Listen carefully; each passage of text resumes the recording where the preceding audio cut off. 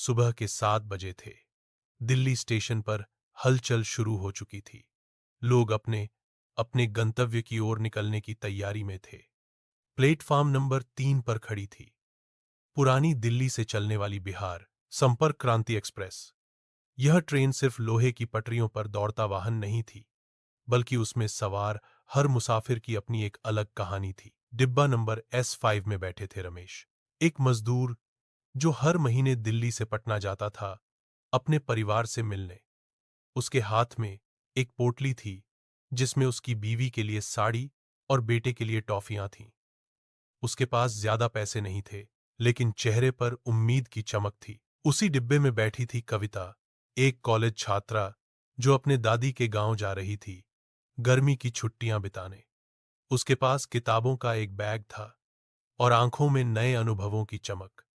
वो ट्रेन की खिड़की से बाहर देखती हुई हर स्टेशन को अपनी डायरी में दर्ज कर रही थी।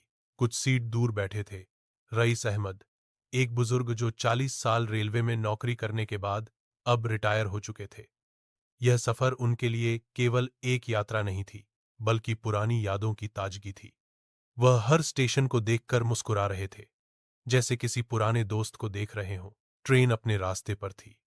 रास्ते में चाय वाले, समोसे बेचने वाले और गर्मा गर्म भुट्टा चिल्लाते बच्चे हर स्टेशन पर दिखते।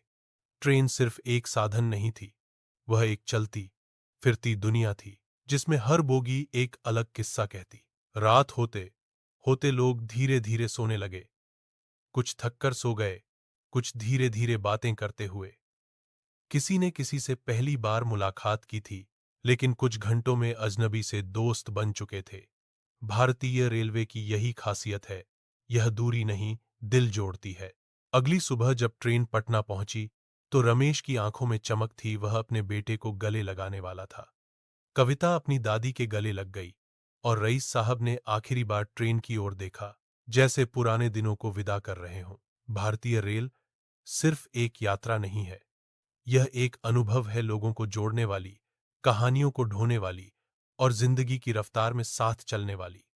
इसमें हर मुसाफिर सिर्फ एक यात्री नहीं, बल्कि एक कहानी का हिस्सा होता है। सीख।